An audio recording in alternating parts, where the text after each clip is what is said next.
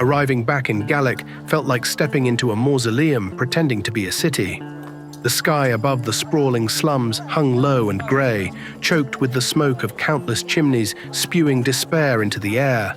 Beside me, Marcus, a tower of muscle wrapped in a dark coat and the kind of grim aura that made people step aside, led our ragtag band into the belly of this festering beast. A banjo. Katrina's voice slid into my mind like silk brushing over a blade. This place stinks of desperation. Easy pickings. No one will miss a few souls here. Shut it, I muttered under my breath.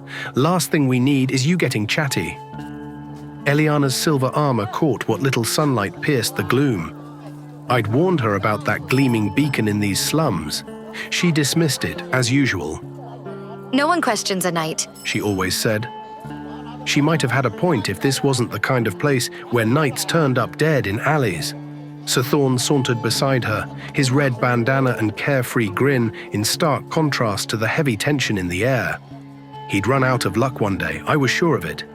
That left me, a mercenary with more secrets than swords strapped to his back. But I felt at home in the slums here. I knew how to get around and where to get information. We had to lay low.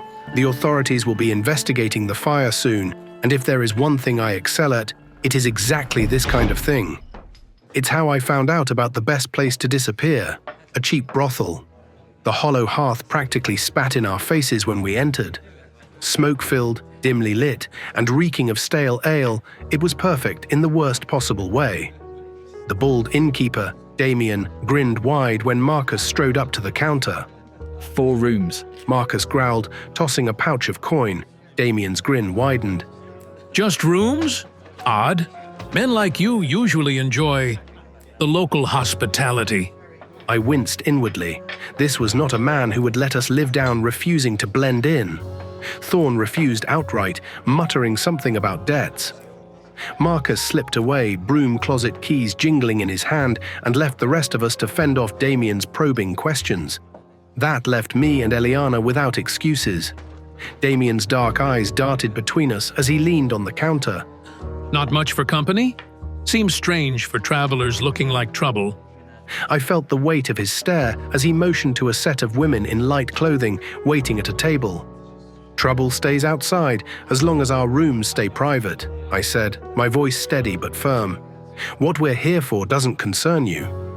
No need to get prickly. Damien replied, still smiling, though it didn't reach his eyes.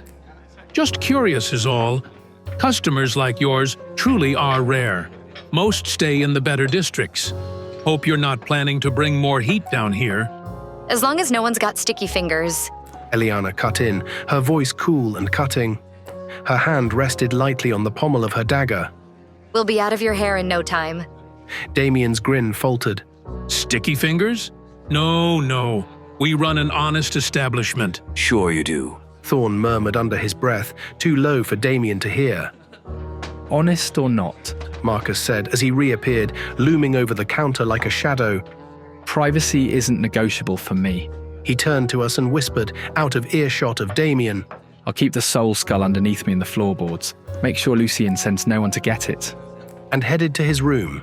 Sir Thorn followed shortly after to his own room, greed being his excuse apparently. I'll take one of your escorts. Whichever one needs it the most, but just for talk, nothing else, said Eliana. I'll do the same, I said shortly afterward. It was awkward enough, and I just wanted to get it over with. Damien gave a shallow bow, his hands raised as if in surrender. Of course. Your business is your own. Enjoy your stay. He motioned to a nearby server, a wiry girl with tired eyes, to show us to our rooms. Later, in my room, I focused on anything but the pretty face smiling nervously from across the table. This place is ripe for harvest, Banjo. Katrina hissed. Use her. Sacrifice her. What is one woman to the power you've tasted? I dragged the sword from my back, laying her down on the bed with a thunk. The escort gave me a wary look, but I waved her off. It's just a sword, I muttered. Barely. The woman watched me carefully, sensing my unease. You don't seem like the others. That's a compliment, right? I managed a weak smile. Katrina laughed in my head. Pathetic. A hunter who fears the hunt. Maybe. she replied, her voice soft. But you look troubled. Most just want to forget things. Maybe I don't deserve to forget, I muttered, eyes fixed on the floor. My hands rested on Katrina's hilt, fingers tightening. Katrina's laughter grew sharper, more insistent. Everything comes with a price, Banjo. Hers, yours. You're already paying. Why not take the whole coin? For a moment, I entertained the thought, but then her voice stung like acid.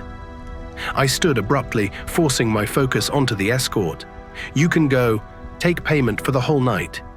She hesitated. But Just go. Katrina's fury boiled in my mind as the door clicked shut. Weakling. The Beast of Galek will devour you if you don't embrace your strength. The next morning, as sunlight filtered through grime-caked windows, our group reconvened to bad news. Someone had rifled through our belongings. They didn't take anything. Thorn said, looking like he didn't get any sleep again. It was starting to show. Means they were looking. Marcus muttered darkly. He didn't mention the soul-trapping skull he'd buried under the floorboards, but we all knew. For now, it seemed, we were safe. Our next stop was Boric Ironhand's forge. We'd need silvered weapons to stand a chance against the beast. The blacksmith scratched his soot-stained beard. 1,000 gold pieces for silver coating. Won't find it cheaper anywhere else. Not much competition for silvering then? I asked. No one's asked. Boric replied with a shrug. Why would they? The brass dragons might not know the beast's nature yet, but when they did, their pockets would fund their weapons fast. We didn't have that luxury. Eyeing a job post tacked to the town square, I let out a sigh. Sewer work, huh? Marcus rumbled, glancing at the notice about clearing vermin. Seems beneath us. So's not living, I countered. We need money for that silver. Let's get some guns so we don't have to get close, I said, putting a little investment so the job goes smoothly. The sewers stank worse than I'd imagined. Waist-deep in sludge, I stepped over a corpse bloated with ghoul rot. Katrina stirred against my back. Something powerful lurks here. Something that sees you. The air grew colder the deeper we went. The silence pressed in, broken only by the sound of water sloshing around our boots. Eliana stopped abruptly, her hand raised. Something's off. Before she could finish, a mound of rotting flesh and bone emerged from the water, towering over us. Lazarus rose, a hulking nightmare of decay and malice. His skeletal grin stretched unnaturally wide. Mother sends her regards, Angel. He rasped, lunging at Eliana. She screamed as he dragged her down, water and sludge swallowing them both. Marcus was a blur, slicing at Lazarus with practiced fury. Thorn ignited the air with fire magic, forcing Lazarus to recoil. I activated my own secret power, freezing the water around us. Ice crept over Lazarus's form, but it didn't stop him. Eliana's wild magic surged. One moment she was drowning, the next she reappeared in a swirl of violet light, sputtering but alive. When Lazarus tried to continue his pursuit of Eliana, Marcus drove his blade into Lazarus's neck with inhuman strength, severing his head.